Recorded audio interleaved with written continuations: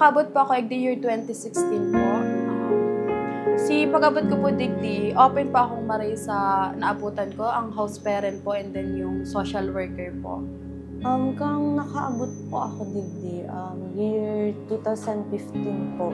Mayo, kang yaon po ako digdi, day ko po kaibanan si pamilya ko. Pero kang nakaabot po ako digdi, nagkauga po ako ng panduang pamilya. Ina, mga tugang. Tapos mabubuot man po sinda, then tinutokdoan po ninda kami kung paano maging responsible, magkaiba ng respeto. Tapos nanodan ko din po sa indang pagkakasaro-saro po. Dakol po kaming aki na natatabangan po kang bantay pamilya.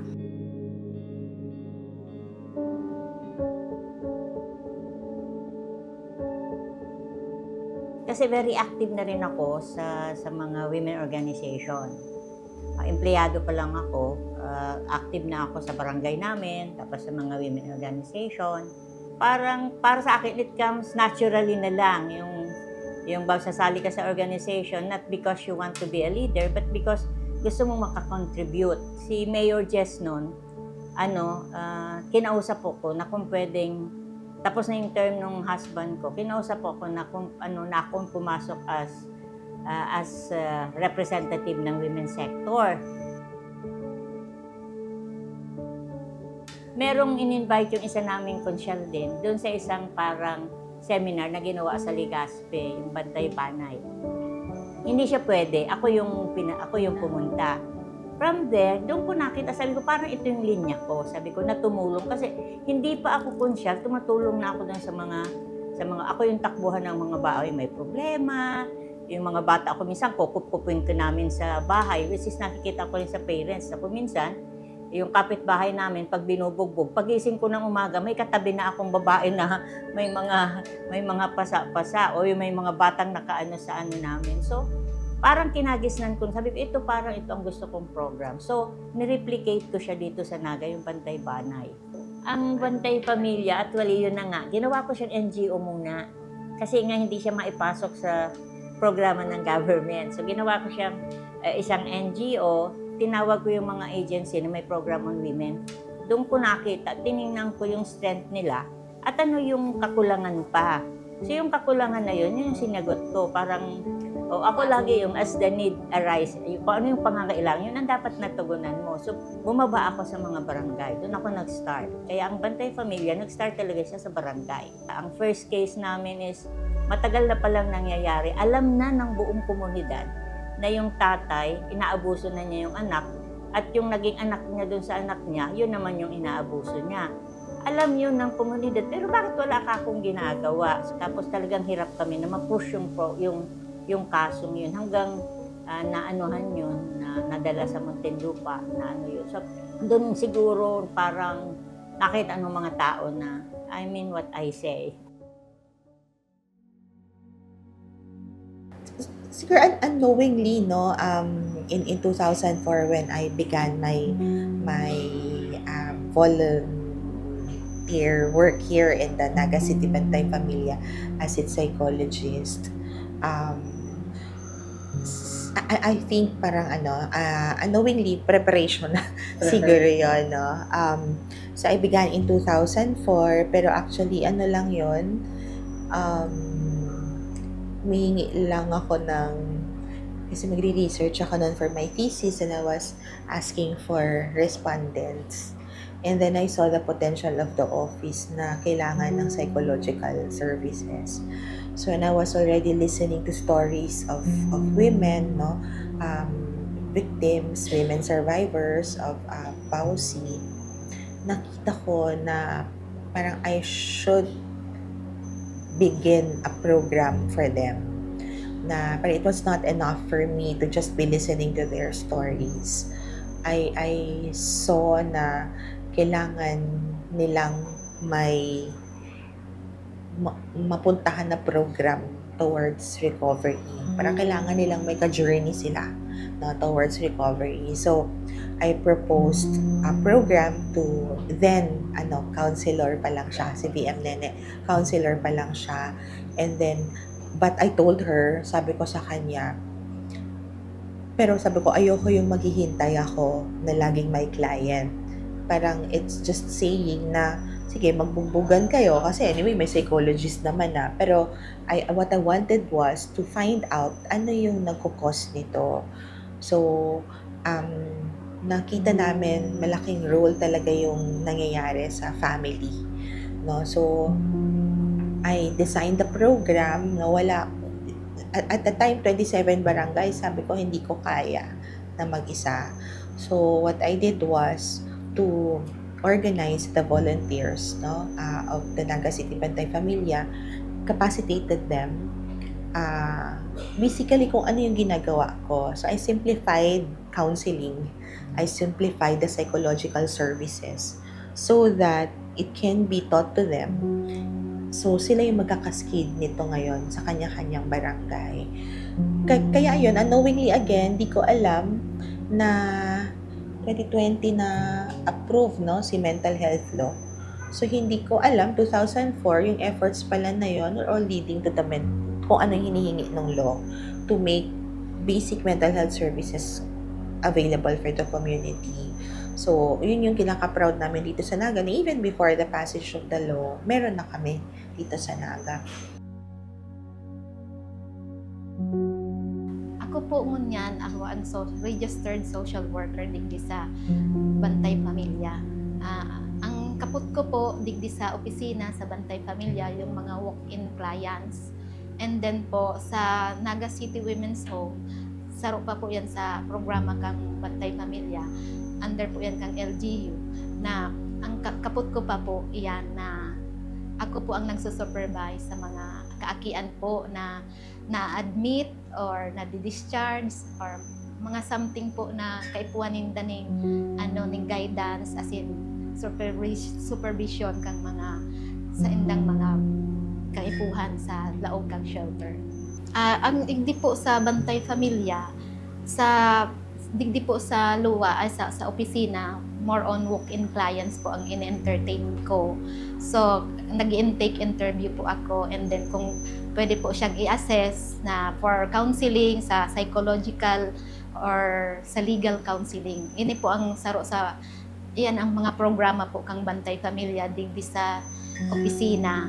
Ang client po, kaipuhan siya for counseling sa psychologist, nire-refer ko po siya for psychological counseling. And for kung kaipuhan po kang mga legal cases or sa mga mag-aragom-agom or something, financial support or custody, iyan po para naman sa legal advice. So may lawyer po kami and may psychologist po dito. Sa ngunyan po, talagang as advocator, saro po sa advocator kang sa mga kababaihan, ini po mas nakakatabang talaga ang sa hiling ko po ang Bantay Pamilya saka sa mga kaakian po na babae din sa shelter na digdi po talagang iga-accommodate mi po si nangangaipuhan talaga ning tabang na tayo po pwedeng ibaliwala isa walang bahala na madaisinda masolusyonan dawa sa kadikit na bagay po. Kumbaga may initial counseling naman po ako kung para po sa kuya nag-agi po, may initial counseling naman po ako na pwede kong maitao sa inda and advice din po kung paano ninda ma-solusyonan si mga problema ninda na immediate na ma-solusyonan. Alam mo ba nung sinimulan ko ito, ang social worker ang sweldo noon sa allowance ko. Oo, sa akin yun, allowance ko personal ng Sarata. Kaya di ba dapat yung representation allowance mo, yung pagpupunta mo sa mga ganun. Hindi ko yun talagang, yung kabuuan nun, ibinibigay ko sa social worker kasi kailangan ng social worker dito dahil yun yung in-identify ng DSWD. Kailangan pag meron ka ganito, kailangan may social worker ka. So yun. Tapos yung lahat nga ng mga seminar, doon sa sweldo ko rin. Halimbawa, may mga kailangan ako isasama, sa sweldo ko rin kinukuha. Kaya nagsimula talaga ang Bantay Pamilya, walang funds. Isang reason pa rin kung bakit. Kasi nakikita ko sa mga NGO na nagsisimula, pero pag mayroon ng malaki na ang pundo, nag-aaway-away na. Ayoko mangyari yun sa Bantay Pamilya. Dapat, ang ng Bantay Pamilya is yung servisyo talaga. Hindi dahil may pundo ka o may makukuha ka. Kaya lahat dito, volunteers. Pag may may nagdo-donate, diretso, walang dadaan sa akin, walang dadaan sa opisina. Kung halimbawa, madutan, anong gusto niyo sa donate? Dapat i-identify kung ano yung para saan yung donation na yon. Kung para sa mga bata, yung pagkain ng mga kailangan ng mga bata, ibibili agad, iaano agad. So, wala talagang funds siya nag-start. Pero nung nakita ako na nagkakamero na kami ng shelter, na hindi na namin hindi na natutugunan yung saan namin dadalhin yung mga bata. Saan namin yung mga binugbog ng mga asawa na hinahabol pa kuminsan ng itak, di ba? Saan namin dadalhin? Ay, dinadala namin sa mga bahay namin. Kuminsan at risk din. Kasi ako, sa bahay ko lang, ilang beses akong pinuntahan ng mga nakabaril ng mga army. Kasi yung isa naming nirescue sa Pili is asawa ng army. Tapos, pag during sa court hearing, lalabasan ka, sasama sila ng mga andaming mga pero kaming mga Bantay Pamilya volunteers na, sasama kami sa hearing, naka-t-shirt lang kami ng Bantay Pamilya. Yun lang ang makikita mo, pero wala kaming kasi nga, lumalakas yung loob ng aming mga sinasamahan. So, yun yung, palagay ko ang strength namin, kasi nakita nila na yung dedikasyon, yung dedication mo dun sa ginagawa mo at gusto mo yung ginagawa mo.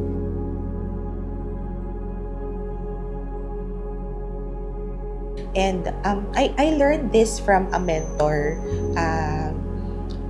He was one of my professors in the Ateneo de Manila. Ang sabi niya sa akin dati lagi na huwag ka magmamadali in terms of providing help or therapy for your clients, because your clients would tell you how they want to be healed. And that's my framework now also, no? So, the constituents will tell me what they need, no, to solve their problems. Dahil bumaba ka sa kanila, nakinig ka sa kanila, mas alam mo kung ano yung kailangan nila. So, doon dapat nanggagaling yung mga ordinansa mo. Pag nakita mo yung mga kilos ko ngayon, mapapansin nila na tinututukan ko yung programs. Pag tinutukan mo kasi yung programs, ang tanong ko, gender responsive ba to? Na-realize ko sa pag-iikot ko sa mga barangay, and even here in the LGU, hindi pa masyado naka-mainstream. No? Diba ang hingi natin sa Magna Carta, mainstreaming. So, hindi hirap yung mga tao sa ganon. And I found out, bakit hirap? Kasi nalilimit sa isang tao lang yung paggawa noon lahat. So, sa barangay level, barangay kagawad on women lang ang gumagawa noon. So, hindi mo talaga magagawa, no? Wala silang sex disaggregated data. This will be very specific na, no? Walang sex disaggregated data, yung gender analysis, no? Hindi rin masyado nagagawa. And malaking bagay yung mag-isa lang kasi siya.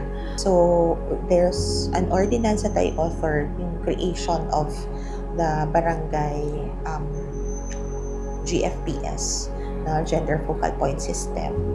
The GFPS is actually like a committee, di ba, na composed of a lot of members, and each of them representative of, kung titingnan mo, what the women need, no? What the programs need para maging gender responsive sila. So, kapag meron na nito sa barangay, ibig sabihin hindi na lang mag-isa si barangay kagawad on women. Meron na siyang katuwang.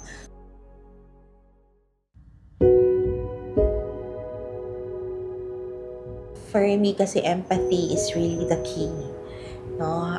Parang that from there nagre-resonate na yung ibang, the other requisites of being strong, of being empowered. I cannot consider myself strong just because I can voice out, no, my thoughts and my feelings. I do not consider myself strong just because I have the capacity to assert, or because I have certain accomplishments, or I can be at par with male achievements or accomplishments. No, I think that I am strong, and I will be strong if I have that power to connect with others, to think how others think, to feel how others feel. Para sa akin, yun yung mas power. Kailangan ng para in-envision ko para sa Naga, yung mabigyan ng malaking puwang ang mga kababaihan sa pag-manage ng city, pag-manage ng sarili nilang program, at yung matugunan talaga yung paano ang pangangailangan ng babae magsimula nang siya ay bata, makatapos ng pag-aaral, although binibigyan na ng yung education niya, lahat ay open yon. Tapos yung kanilang parang pag nag-asawa siya, kailangan open pa rin yung mga opportunity. Kung gusto niyang pumasok sa negosyo, ibuksan sa kanya talaga yung sa pagninegosyo. At kung gusto niyang pumasok sa at maingganyo pa rin yung mga kababaihan na pumasok sa politika, sa mga posisyon na pwede. At mabukasan na rin yung isipan ng komunidad na may kapabilidad at may abilidad ang mga babae na mag-lead.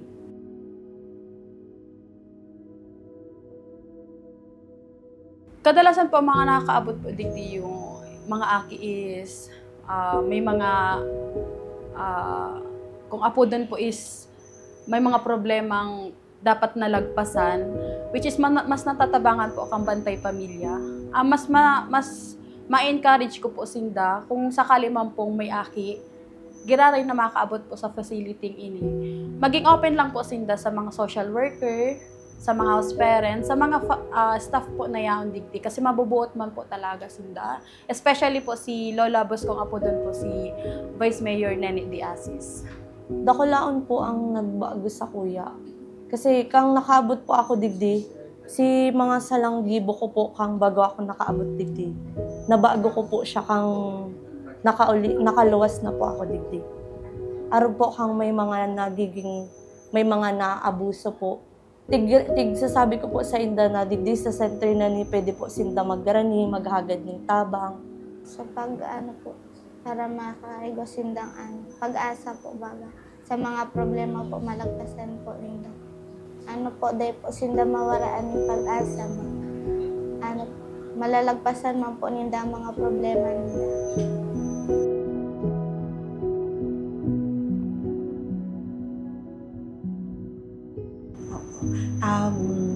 Siguro to everyone, no, there is still so much to be done, no, in terms of pushing for women empowerment. We've gone a long way already, no. Maraming LGUs ang kanya-kanya ng efforts. Marami na tayong mga kababaihan na empowered na. Pero huwag natin kakalimutan na marami pa rin kababaihan ang nangangailangan ng tulong. Women who are still marginalized, women who still suffer from gender stereotype, gender discrimination, abuse, and violence. No, I've always been very vocal na that's where help is needed more. So I hope we could all join hands, no, through concerted efforts na tingnan pa rin, no, yung mga a very good number of women na nangangailangan pa rin ng tulong until now, and maybe we could harmonize, no, our efforts para we can provide them all the help and services that they need. Be inspired and be an inspiration. Kumbaga, inspired ka sa ginagawa mo kasi naniniwala ka sa kakayahan at abilidad mo. So yun dapat yung kakayahan at abilidad mo, matransfer mo naman sa iba para ma-inspire din sila na gawin o mas higitan pa yung ginagawa mo.